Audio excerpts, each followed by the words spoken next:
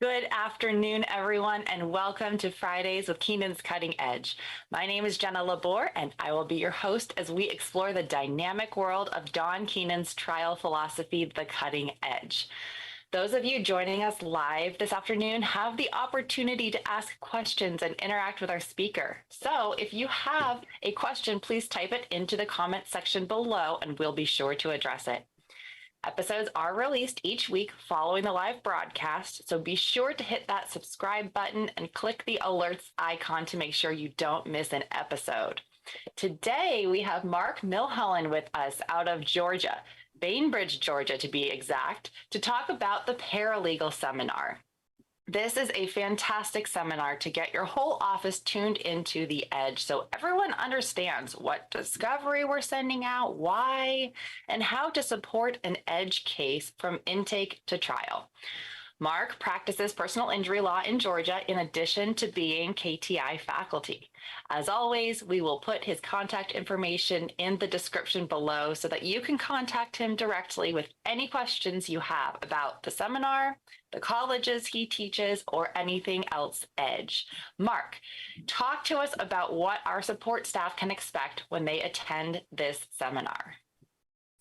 Well, thank you, Jenna, and thanks for having me on this afternoon. As we were discussing before we got on the air here, what a great job you've been doing from your recording studio, broadcasting from high atop the Space Needle, right? Yes, exactly. This is the Space Needle view behind me here. So Jenna used to live in that building right there, I think. Yes, exactly. That is exactly where I used to live. I lived there for 2.5, 3 years, I think, in a condo. Excellent view, Mount Rainier. Anyway, I think, you're closing in right on a year and the Golden Microphone Award is coming, I hear. Thank you. I appreciate it. A really good job. I've got a few things to talk about in the college before I get down to paralegal class at the seminar that's upcoming in October, if that's okay. Absolutely. Last week, we heard Brent Crumpton, and I tuned in and watched that live last week, and he talked about why we don't lose or get the recovery we'd like more properly, because the loss, as you know, is a rare thing. And I just encourage everybody to go back and watch that. There was a lot of valuable takeaways in his presentation if you couldn't watch it live. I'm assuming that Brent told you the same thing he told me, was that he wouldn't speak unless you sent him good cigars or fine whiskey. Many bribes, yeah. Yes. So he spoke at the traumatic brain injury seminar, which he's hosting soon. He'll host do the 2-day traumatic brain injury seminar. And I had to send him not just any old bottle. I had to send him a bottle of Corralejo, Anejo tequila that we had drank together down in Costa Rica. So that's not an easy find for me in my small town, but I did ship it to him up to Birmingham. But I waited till after he spoke, because see, if you give it to him early, he might not. He might not show up. Mm-hmm. Yeah. But I first met Brent down in Costa Rica and been close to him ever since and really enjoy listening to him. And he knows so much about TBI cases. He's had an amazing string of recoveries in those. So I look forward to doing that. A big important announcement to the KTI Nation is after 2.5 years, we had our very first live college class earlier this week in Atlanta. And I was telling Jenna before we got on, if you haven't been to Atlanta, it has changed in 2.5 years. Next door to the Keenan Law Firm is now Margaritaville, a hotel and a restaurant, and it's open air bar. They throw open the windows and the whole wall comes up and it's looking out on Centennial Park. It's really a neat thing. I was very surprised to see all the hustle and bustle of Atlanta, because we had rules and case selection. I had 6 students that came live from all over the country. It felt like a real homecoming to me, in the sense that, being among friends and collaborating on cases is always a great thing. And we had a really good time. The cases we had were really broad based. We had toxic tort, we had wrongful death, medical malpractice, we had car wreck pileups on the interstate, we had a shooting at a mall down in Parkland, Florida, and all new students. It was really happy. Not only that, it was very rewarding to get the emails afterwards that some of them have already signed up for focus groups, which I think is another live class that's going to take place soon. Coincidentally and historically, in the spring of 2020, I was in the very last case, the very last live college class that was taught 2.5 years ago. That was the first teaching of advanced opening, which a lot of people have taken since then. But we dubbed ourselves the COVID-8 because on the first day of class, they told us, William Entrican came in, Don's chief operating officer, everybody knows William, came in and said, listen, whole city's closing down. You know, you guys finished your class, but the whole city's closing down and being, for lack of a better term, evacuated. By the time we left on day 2, it was like a scene out of Walking Dead where all the streets are vacant. I mean, it was unbelievable. It's certainly not like that anymore, though. There's been a ton of construction apparently in Atlanta over the past 2.5 years, and it was not vacant anymore. A lot of hustle and bustle going on there. We had nationwide, as usual. Sometimes you get a cluster of geographic cases teaching at college, but we had cases from Hawaii all the way to Florida. And I told the lady with the Hawaii case, where I live at now in Southwest Georgia, they say Hawaii. So there's a Y and an R on there, you know, Hawaii. Some people do. Not making fun of them, obviously. I have a pretty strong Southern accent myself. So the feedback we got off that was very interesting because all 6 said they wanted to come back live. There are going to be other live classes offered soon. Obviously, they'll be primarily on Zoom, I assume, for some time to come, but the live classes are coming back. If it's something that folks want, like Papa Don says, you know, we got to give Bubba what they want and Bubba what she wants. And we're trying to give the students what they want, whether it's live or in Zoom. We're trying to meet every need there is out there because KTI is no different than the Edge. We try to give people what they want. This seminar, the upcoming in October here, the one I'm talking about today, is on paralegals and the paralegal seminar. It was entirely put together and formatted, and speakers were recruited on topics that people said they wanted. So again, we're trying to give people what they say they want. And I'll get into that. We can't get them exactly because you'll understand in a little while, but primarily edge topics or all edge topics. And I'll get into the exact agenda and who's coming to speak. Very excited. I mean, it's an all-star cast. I'm very excited about it. Other thing I wanted to mention to you is there's a virtual KTI graduation that's going to be held November 4th at 5 p.m. That has not been blasted out, I don't think yet, to everybody, but will be soon. I've attended it obviously in person because it usually was held in Atlanta where I used to practice at, but also on Zoom, and it is a great experience. You know, hang out at the office or go home a little early, grab a drink and join us at 5 o'clock on November the 4th. During that, if you've never been to one, and if you're not graduating, you should still attend. I mean, even if you've never been to any of the colleges, it's very interesting because there's a reflection that takes place over achievements and things that have happened within the past year within KTI. And also, celebrating the achievements of the students and the graduates and the faculty and instructors. But also there's a look down the road at what's coming next. As I'm sure you know from the end of the year Costa Rica seminars that used to be held, that was always a time of Papa Don telling us what was coming down the road next. And I was always excited to hear that stuff. So put it on your calendar, November 4th, 5 p.m., and please sign up for it when you see it announced. I've got a little PowerPoint I want to share with y'all. I told Jenna this isn't my best work on a PowerPoint because I've been out of town so much this week. But nonetheless, I'm going to start it with your permission. If you tell me when you can see it, Jenna, I will begin talking about it. I'm seeing it. All right. So 2022 Paralegal Seminar is going to be on Thursday and Friday, October 7, 2022. Is everything Edge. Anybody who does only plaintiff's work, 100% plaintiff's work can attend. And since it's virtual, where's it being held at? Any doggone where you want to be, anywhere you want to be. So that's a overview of what time it's going to be and so forth. Well, my Now, Mark, is it What's- just for paralegals, or it can like? No, and I'm going to get to that. Anybody can. I'm going to drop back off because that one froze on me. Okay. And see, can you see that one now? Yes, I see it now. All right. So There we go. Yep. there we go. All right.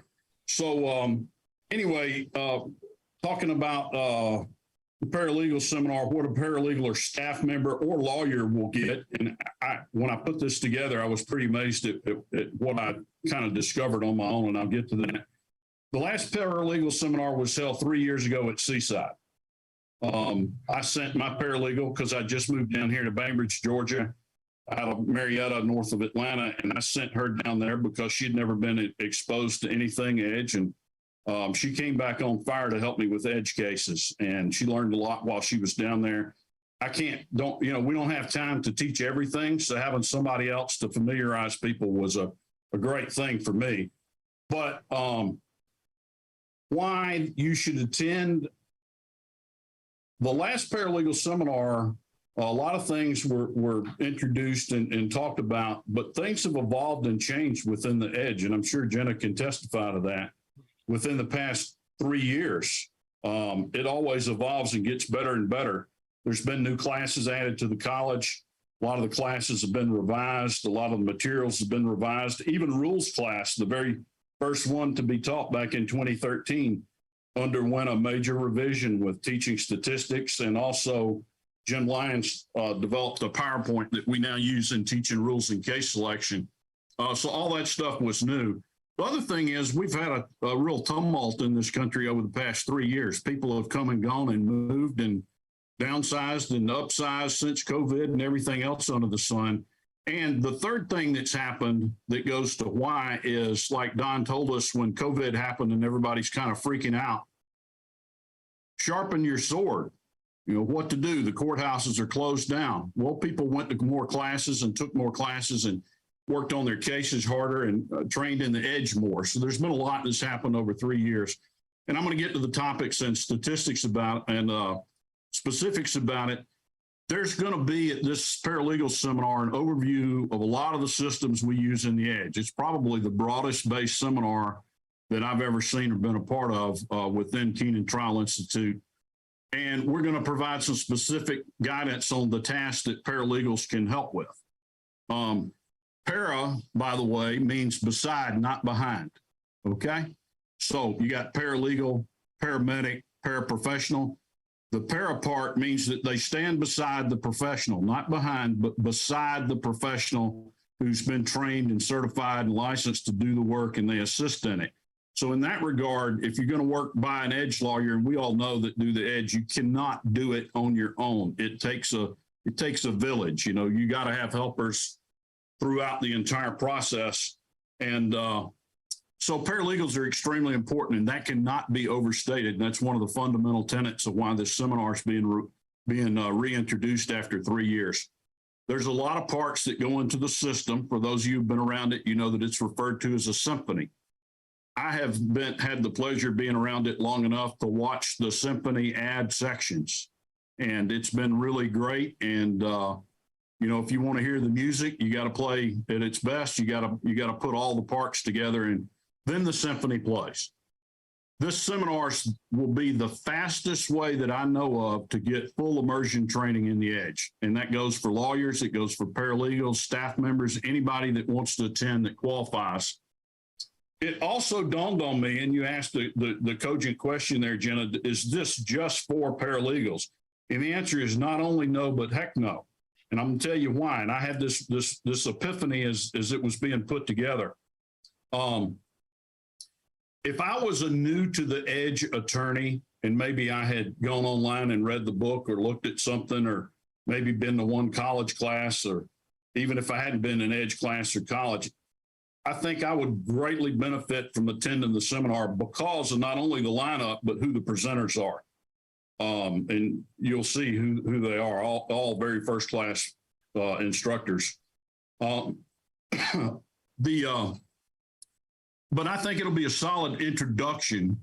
And that was my first kind of epiphany on this. And then I had another one as it came together more. If if I was already in the edge and I was an attorney in the edge and I wanted my staff to be able to assist me better, let's face it, there's only so many hours in the day and I can't give them 8 hours on one day and 8 hours the next week to try to train them in specific edge stuff. So this is a way that you can train your paralegals or your staff, and as an attorney, learn what they, what basis they have, what foundation they have to gain in this, so that you can better train them to work on the tasks that you want. We speak a very specific language within the edge, and you'll pick up on that by attending this seminar.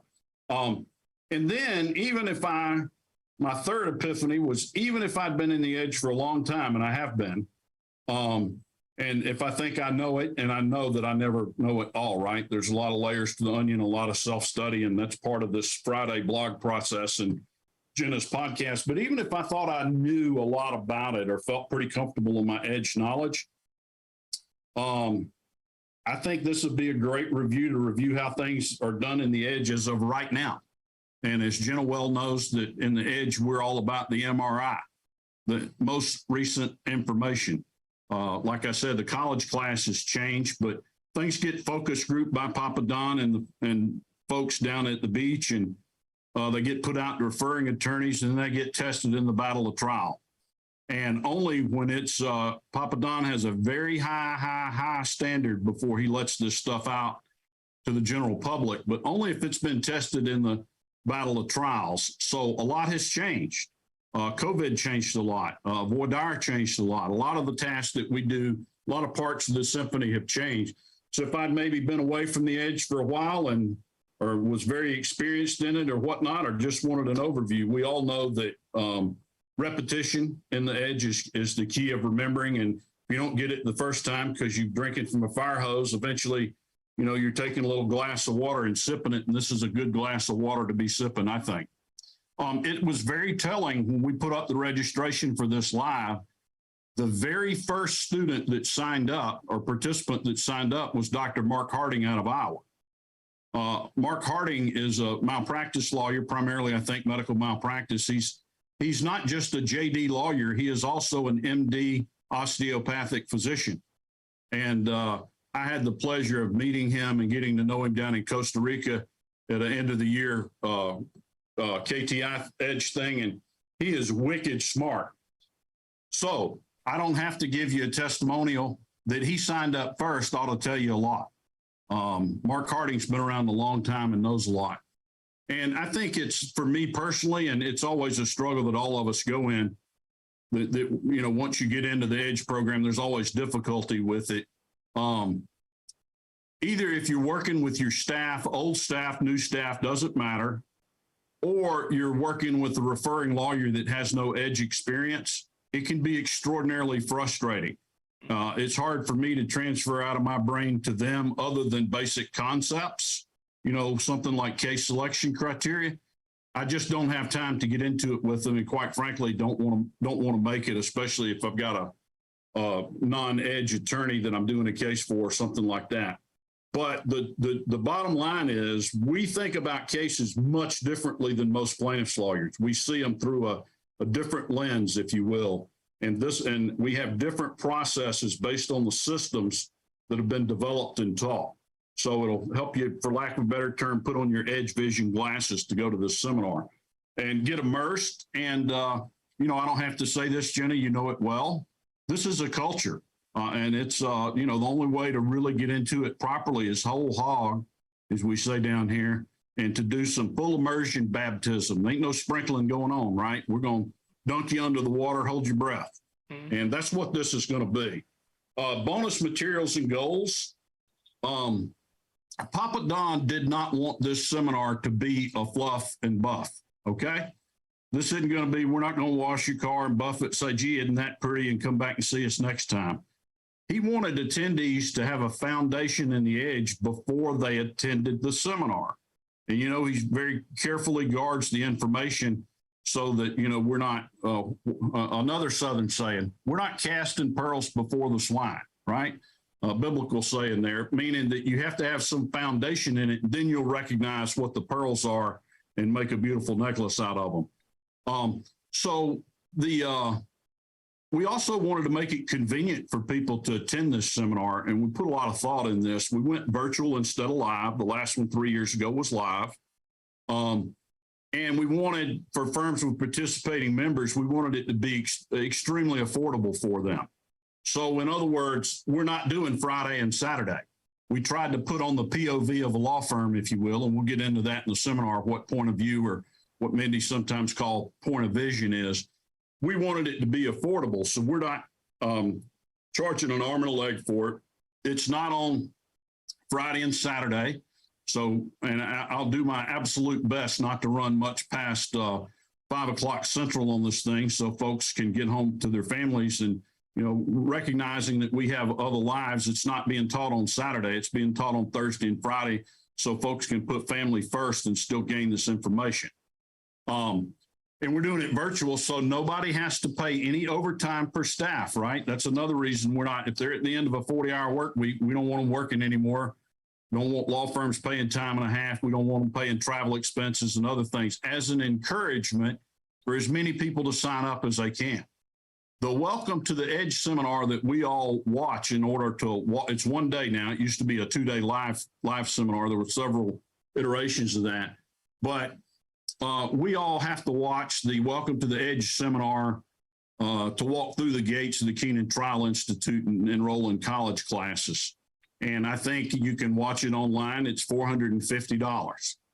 The last and only previous paralegal seminar that KTI has put on to date was, I believe, about $350. But everyone who registered this particular seminar is $600 for this seminar.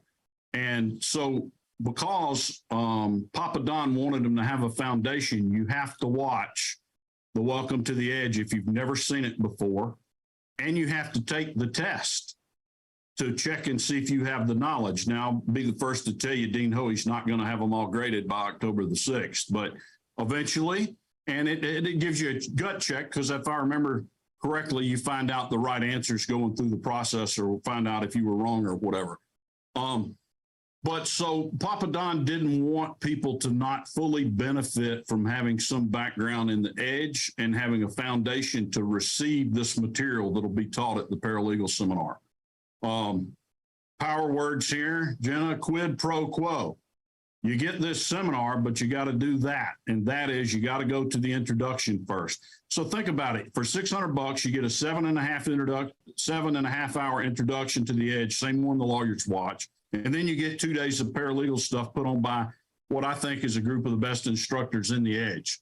You know, $600, if you talk like Brent Crumpton does, that's less than 2 good boxes of cigars cost. So it's kind of a no-brainer the way I look at it. You go to KTI's website to register, obviously, but if you go in, just like you can go pick up these podcasts, but if you go there, after you registered, they'll send you the link to watch the Welcome to the Edge seminar. Welcome to the Edge introduction. So I want to talk about, because I solicited to do this, we sent out to faculty, the law firms of faculty, and to other people, feelers and emails, and sent them out. Tony blasted them a wide array of them out there for me. He said, what do you guys want to hear about, right, within the Edge? And I had paralegals responding for their whole office, and I had lawyers responding and the other thing, and paralegals emailing me directly on that. And that was very beneficial. And that's how this came together, to try to give people what they want. So I want to talk about what this seminar is and be real clear about it. This is an Edge seminar for law firms. Anybody, could be a lawyer, could be a paralegal, could be somebody who just started answering the phone yesterday. With a focus on how paralegals can help out in Edge cases. So that's the mission for this. And I'm going to say it one more time because it's pretty short. It's an Edge seminar for law firms that utilize the Edge system, with the focus on how paralegals can help us out in this Edge case process. But also, equally important, want to talk about what this seminar is not. It's not a general program, general knowledge program, or part of an ABA approved paralegal certificate program, okay? It's not that kind of class. And that's not what we're going to be going over. There'll be some general paralegal stuff, but not a whole lot. I taught before I went whole hog, I'll say, into the edge. I taught at second largest university in Georgia part-time at the paralegal program that they had. It was this ABA certified program. It's now, I think it turned 30 when I was there, and I've been out of it for at least 10 years. So now it's like 40 years old, right? It's one of the oldest ones probably in the country where you can get a certified paralegal certificate, which you do not need in Georgia, and I don't think in the majority of states, to call yourself a paralegal. The Georgia Bar Association defines it, last time I look, a paralegal is somebody with specialized legal training, but it doesn't say where you got to get it from, right? So training, OJT, I call it. I've trained lots of people that started off as file clerks, that started off, probably one of my best ones in my career over several decades was a girl that worked at a pet store part-time as a checkout cashier. And my next one that I'll say is the best and is still in practice and is the highest billed paralegal in Georgia right now, I guarantee it. She was a youth pastor's wife whose only job had been that and working at a clothing resale boutique. So I like to get people when they don't have any experience and train them up in the way they should go. And I've had great experience doing that. Most of the students I taught paralegal program to at the university had 4-year degrees already, but a lot of them wanted to go to law school. And I thought it was pretty smart to go check it out and see what the law's about before you stepped off the cliff, I should say, into a free fall. Most of the students, I think, wanted a second career. So the subjects we taught there in paralegal programs, and a lot of attendees hopefully will have been to one or may have been to one, the same subjects you get in law school, real estate, civil litigation, contracts, that sort of thing. I taught just not as intense as you get it in law school. I taught overview of the law going from the early days of written law all the way up through the modern CFR, Code of Federal Regulations, which is the largest body of law in the world for those of you who deal in regulations. And I taught civil litigation 1 and 2, which goes from when the client walks in the door and through the appeal. So let me make it real clear, Jenna, that ain't this program, okay? That's not what we're doing. We're not teaching you how to review medical records. We're not teaching you how to specifically draft pleadings and discovery. We'll touch on discovery some and edge ways of doing it, but this isn't that program. We're teaching specific topics within the edge. I will have some advice, and I'll show you in a second on the agenda. We've announced topics, but you'll be able to see the actual agenda here in a second, and we've got topics and speakers up. We'll have some advice on everyday office issues, and like I said, I've got some because I've taught a lot of paralegals, but only in relation to how the edge will help you, and only how the edge will help your law firm in these things. But this isn't basic training on the law or how to conduct legal research or how to do routine office work. Let me go to next slide here. So I blew this up pretty big so that I can read it. Thursday, October 6th, okay, day 1. I'm going to do a super brief intro, and then Jim Lyons, who's the co-dean with Benji Boscolo of the rules and case selection class. Jim Lyons is going to get up and talk about drafting rules. And if you're privileged enough to work for Jim as an instructor, as I've been for several years now in the rules college class, nobody knows more about this than Jim Lyons. Just his research notebook on top of the stuff that we teach is like a humongous 3-ring binder. And he's constantly revising this, constantly making it better. I've taught with him and for him, and it's a great pleasure to have him come and to talk to us first. Let me just pause and say, if I had my magic wand, I probably would have set this up from case intake through the case winning hits process, for those of you who are familiar with that. But I couldn't do it because these people are giving of their own time. Some people are literally on vacation, giving us an hour away from their families. Other people have depositions in court cases, and you know the drill, right, Jenna? It's very hard to get people on. So Nicole McNamara, I had the pleasure, the next speaker, of teaching her rules and case selection. She works with David Stradley up at White and Stradley. I believe she's an instructor now. I love Nicole. I think she's got the best voice in the Edge because she talks like me. And I could listen to her talk for the rest of the day. But she's talking on a topic that's near and dear to Papa Don's heart that we've had 3 blogs on, I think, not too awful long ago. We've revised the way that statistics and uniformed it, I'll say, the way statistics are taught. But Nicole's going to come in and give us the what for on statistics. I'm really happy to have her. And then only because I needed somebody to fill in some time, right? I got to talk too. But I've presented on case selection criteria and case intake and case screening. And I will say my opinion is, and this is the first thing, if I had somebody new working for me tomorrow, the first thing I would do is sit down and talk with them about it. If you go back and watch what Brent Crumpton said last week on this podcast, do you remember, Jenna? He spent a pretty fair amount of time talking about that topic. Right, the case intake, it's the most important thing. I spoke at a college course yesterday at the Seattle University Law School, and that was one of the things that I really drove home to them was whenever you end up practicing, case selection is the most important for anything. You know, and there's a huge difference, and I'll scroll on down to the next one. Finding out what Bubba should care about, as Papa Don calls it, and what's an event case and a system failure case. And there is a monumental difference between those two things. Not all cases that walk through your door can be made into a system failure case.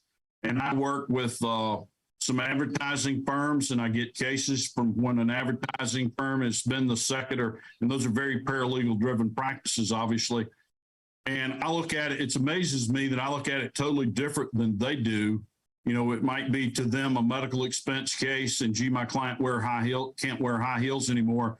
And to me, I look at it and say, oh my God, thanks to the training I've received in KTI and Papa Don, right? I'm like, this is a totally different case than that. And this is this is the system failure. And it's really fun to watch, to teach case selection and system failure stuff and rules and case selection. People catch on to it, really. And once you catch on to it, you know, like a pit bull, your jaw doesn't open again. You seize that. And I'll say one thing there for today. If Papa Don says 2 things that really hit me, one was, if you're not doing focus groups, you're committing malpractice. Whoa. Secondly is, this is the last thing I look at before starting trial and throughout trial. Does that tell you something? If you look at the Keenan law firm's case intake memos that they do and have typed up after, you know, somebody calls or whatever with a new case, that's the whole, it's 2 pages long, and that's the whole second page right there. You're looking at it. The shortest chapter in the original Revolution book. And it's, I think, if I remember right, it's chapter 15. It's only about 3 or 4 pages long. And people tend to gloss over that and not see the importance of it, but I'll go over that. Also, we'll have some childhood entertainment at some point. I can't tell you who that is, but we're going to take some breaks there, especially since people will be watching from a law firm. I know there's things you got to do, okay? So we'll give you a break. The Keenan Law Firm's Chief Operating Officer, William Entrican, has been with Don a long time, been with the Keenan Law Firm a long time, been with the Keenan Kids Foundation teaching this stuff. If Mr. Keenan has done more focus groups than any lawyer or really any person in the world, I would imagine, or certainly more than any other lawyer, then I call him Chief, right? Because he's a retired Navy chief. Chief Entrican has set up more of them than anybody I know. And, you know, he's the Chief Operating Officer of High Muckety Muck now, and I'm not sure that he sets them up anymore. But as you know, there's been a book. There's been a great DVD series came out that's got 22 different focus groups, I think, or more on it. There's a focus group. I was glad to get an email from one of my students Monday and Tuesday. He's immediately starting on focus groups next week, and he's on fire to do it, and I'm glad about that. But he's going to give you best practices for setting up and helping attorneys with focus groups. And I used to pay somebody, even in the Edge, I paid somebody to recruit, and I paid somebody to do the logistics and to set them up, because you'll pull your hair out if you try to do it yourself. can't do it all yourself. Some lawyers can. I probably could now, but when I first started doing it, it was very, very difficult for me to do it. I have heard at 2 o'clock, we've got Heather Faust. Heather Faust practices with her husband, Lucas. She's his paralegal in Bozeman, Montana. And I've been privileged to be in the premises group with Mindy and Lucas. And Lucas and I have great fun with each other. We used to have a place in Wyoming, so I love all folks out west. But his wife and paralegal, Heather, is, I'll say, the best before and after witness scrounger that I have seen. She gets people from, so this is before and after witnesses. A real powerful one she had that just stuck in my mind forever because I hunt and fish. She went up into the mountains and went to the fish and tackle bait store that their client went to and interviewed the longtime old man shop owner and his wife on video.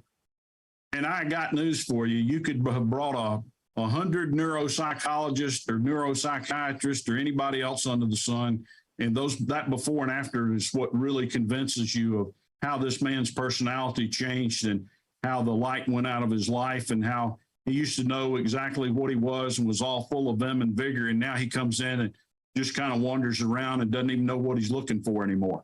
And hopefully she'll sew it. She's also done something that I really struggle with is she's done great on Zoom with before and after witnesses and recording those.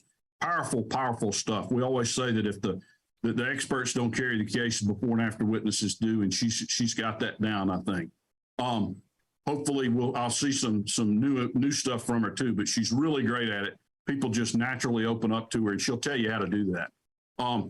Amanda Italy is going to talk about preparing for mediation. She's one of the geniuses of mediation, highly trained in it. She's going to come and talk to us. I believe she's be talking to us from South Carolina. I believe she's in Charleston and with an edge firm.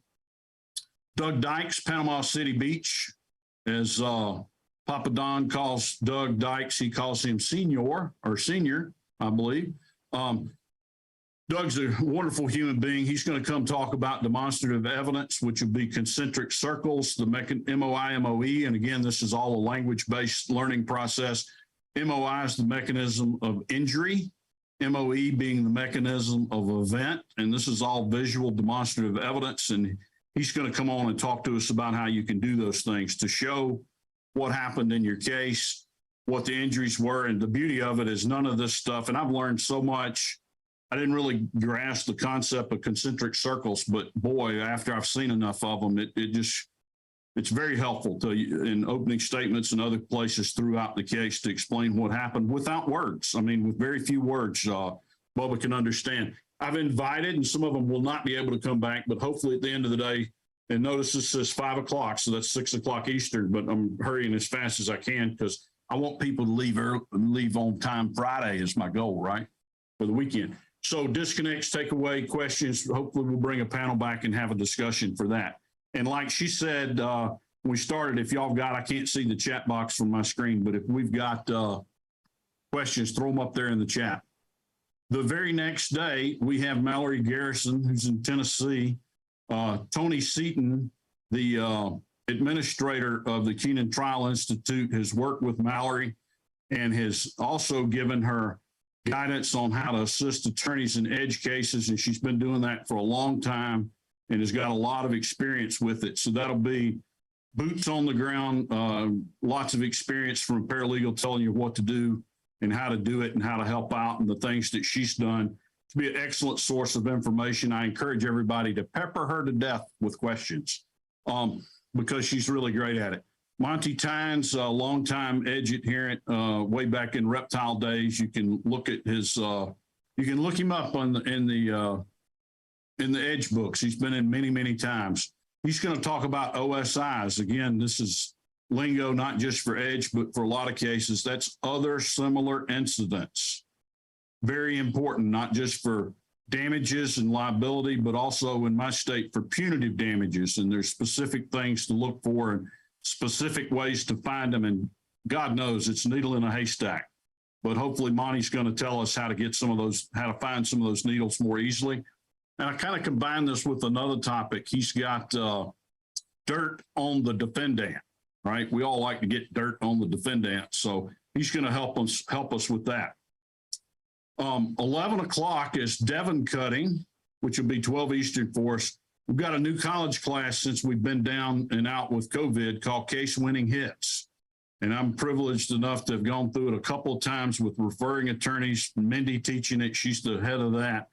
Taught it to other referring attorneys. I think they just taught a class with it recently. She and someone else taught that class. This is a tough one. It's a 3-day college. There's a process to it. You understand the process, which Devin Cutting is going to talk about. You'll be able to help your lawyers a whole lot. He's going to talk about role play and other stuff. So what makes Devin the perfect person for this? Number one, he and his mom, Stacy Cutting, have been with Mindy Bish for a long time and seen great success. When Mindy came to the God's country, I'll call it, came down to the Gulf of Mexico, down to the southeast here, and moved pretty permanently. Stacy's in charge. Devin was a paralegal. Devin has gone to law school. Devin is a lawyer now, and he just completed the trifecta, as I understand it. He's gotten married. He has a child, and he's a newly minted lawyer. So he's really good at this. I can't imagine anybody better to train paralegals on the case winning hits process than him. And it is a process, let me tell you. How he's going to fit it in an hour, I don't know, but that's his ball game, not mine. Again, 12 o'clock, not sure if we'll have entertainment Thursday or Friday or both, but we'll try to do a break.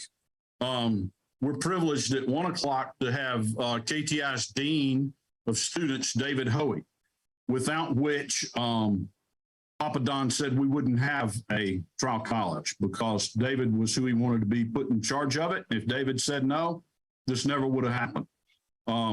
He's been to trial with Papa Don, which is the coup de grace, right? That's the golden ring there. And he's going to talk about how paralegals can help in depositions, voir dire, and trial.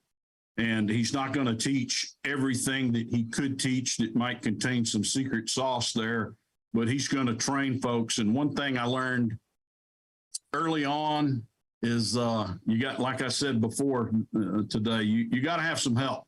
And he's going to help you train that help, or at least point out, if you're a lawyer, how you can help train your help to do that. And I have been in the weeds, trial prep, and a ton of time-consuming endeavors, and I have failed right there, had a system failure, and I have not trained people the way they should. And I'm very interested to hear what David has to say so that he can help me to train other people. Melinda Young, the most recent KTI fellow, is now a member of the KLF, the Keenan Law Firm. So that ought to tell you something about, say no more. She's practices in the Midwest. I think I think she's in Missouri, if I remember correctly. But anyway, Melinda is going to assist us on preparing abstracts and timelines. And, the EDGE process is really distilling things down to their simplest form, because Bubba wants simple, KIS, which I think might be coming up on your podcast soon. But preparing abstracts and timelines, Melinda's going to do that. I'm going to unfortunately have to come back in front of you, but I've got a lot of experience teaching paralegals, and some of the things in the EDGE I think are particularly beneficial. The use of POV, point of view, and role play, not just in preparing cases, not just in the case winning hits process, not just in preparing for depositions, but there's actually a way that you can use this in your correspondence and in your pleadings. And knowing your audience is key, obviously. That's one of the reasons why focus groups are done. And I'm going to train a little on how to protect lawyers, because when I'm always have trained a paralegal, the first two things I teach them are protect my time and protect me. And protecting me is what I'm going to teach there, with some EDGE methods to do so. And then at 4 o'clock, which will be 5 o'clock on the East Coast, we're going to go back and do the disconnects, takeaways, and questions again, and have a discussion on that. Just one more thing before I conclude up here. Future KTI seminars down the road. Mindy Bish is going to do tractor trailer, which is a perennial favorite. Brent Crumpton is going to lead us in traumatic brain injury. I don't have dates on those yet. I know tractor trailer was rescheduled, and we'll get that out with an agenda at some point. Greg Luther, professor, the professor as we call him. Every time they say Professor, Jen, I think of Gilligan's Island. You know, the professor and Mindy Bish here on the edge or whatever. But we'll have to do a little song about that. For those of you who don't know, by the way, Greg Luther was a famous country western music star back before his law days, and a rodeo cowboy, and very experienced cowboy as well. No. I played a trick on him one time when they were having a reception at the Keenan Law Firm, and I put up the big poster board telling everybody how to go download Greg Luther's songs. But he's a great musician, not just a very knowledgeable professor. And he also wrote the book on negligence, had the book on negligence prepared that we sent out across the country, and is the doctor of foreseeability and the professor of all things edge. And then last year, Lucas Faust did the premises liability seminar, did a great thing. I don't know if he's going to agree to do it again or who's going to do that, but that's what's coming down the road I wanted to mention. Past seminars, you can watch them, see the KTI website, but let me caution you real quick. I don't know, when we have a seminar, whether it's Zoom or on live, what happens is it goes to editing, okay? And once it goes to editing, depending on how the seminar was received and what was taught and that other, there's a decision made as to whether to put it in the can, okay? By that, I mean the film can. And if it goes in the can, that means it's going to be available online. So I don't know, I can't promise anybody that if you don't watch this seminar in October that you can watch it later. I know I've been guilty of that, assuming, it's, tractor trailer, I can watch it next month. There's a process, a time process, a gap of time before it goes up, right? People got other things to do too, before it goes up, and I can't promise you that it'll go up. So if it is going to go up, great, other people will be able to watch it, but I don't want you to miss this opportunity. I know y'all were going to put up my contact info, but I put it up here. Easiest way to get me always is on email, because that catches me wherever I'm running about with my hair on fire, like another Southern saying for you before I go, Jenna. You ready? I'm ready. Running like a chicken with his head cut off. Oh, I've heard that one. We use that one up here in the Northwest too. It is actually true, and I learned it when I was 5 years old. My grandmother was going to slaughter some chickens to fry, right? And she pinned them up. They pinned them up upside down on the clothesline. And I was about 5 years old. She brought me a broom, and she said, now, if these chickens jump down off here and run around, because they're dead, right? But they have involuntary muscle contractions. 5-year-old doesn't know that. Just hit them with the broom, and they'll lay right down. Just hit them with. Well, I'm 5 years old. I was scared to death.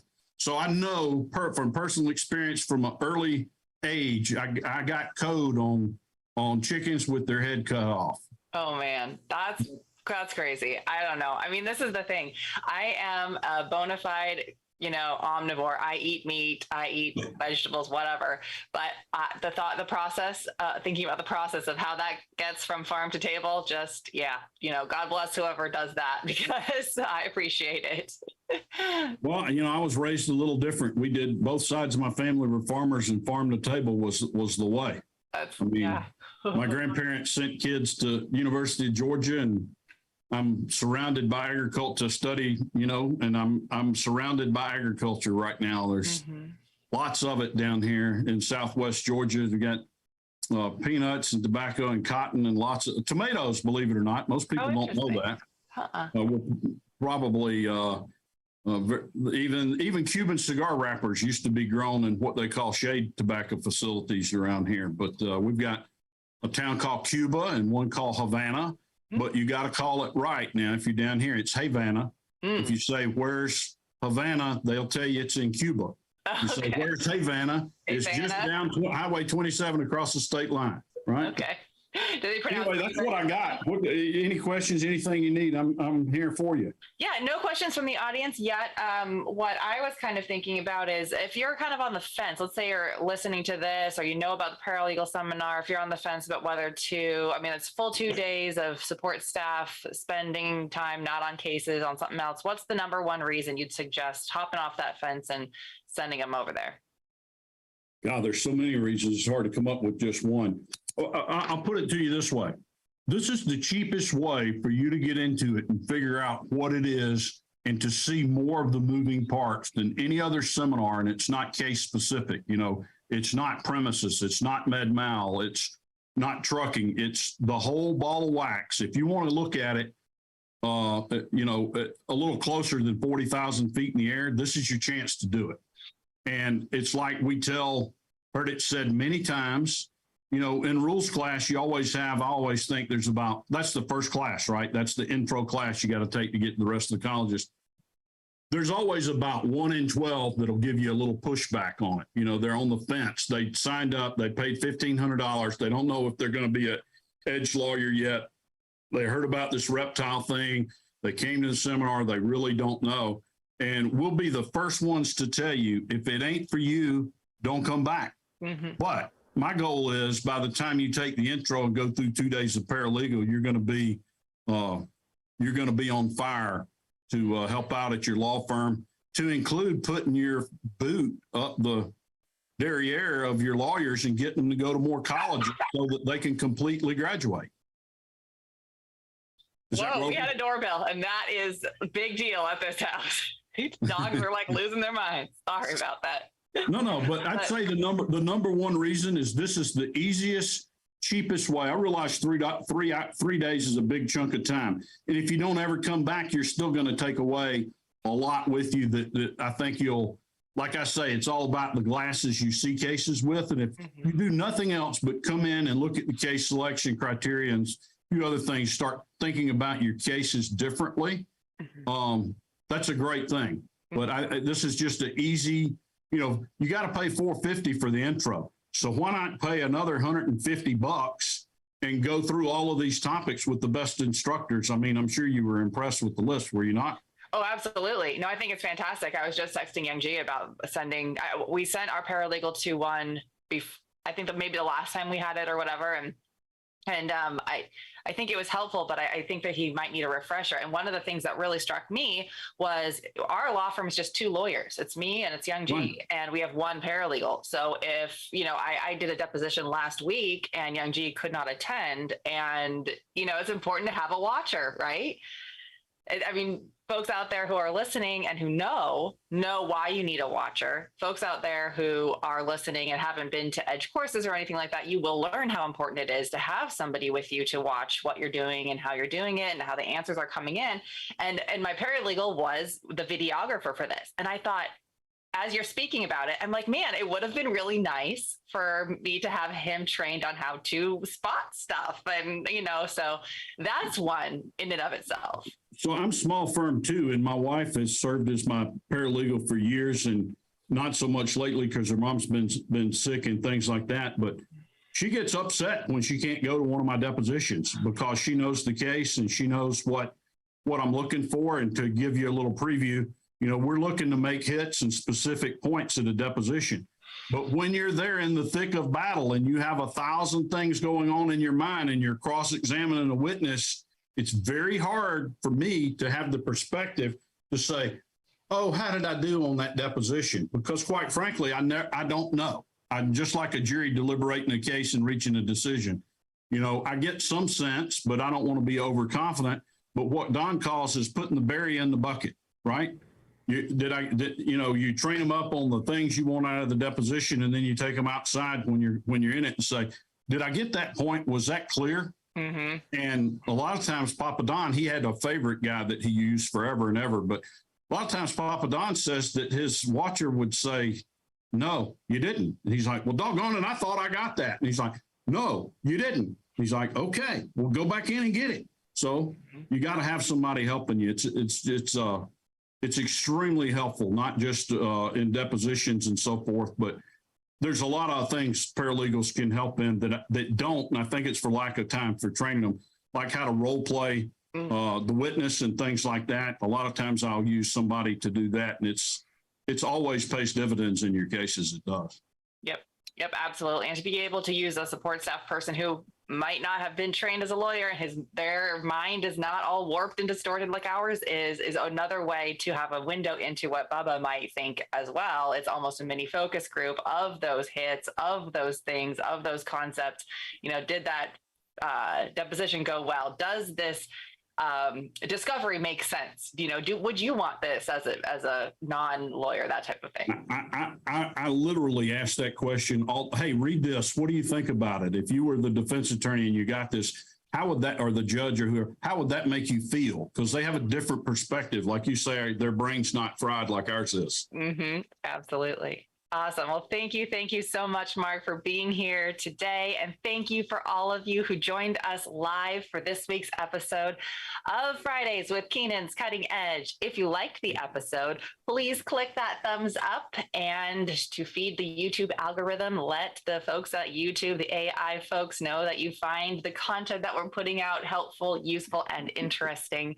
Also, don't forget to subscribe and sign up for alerts so you don't miss an episode.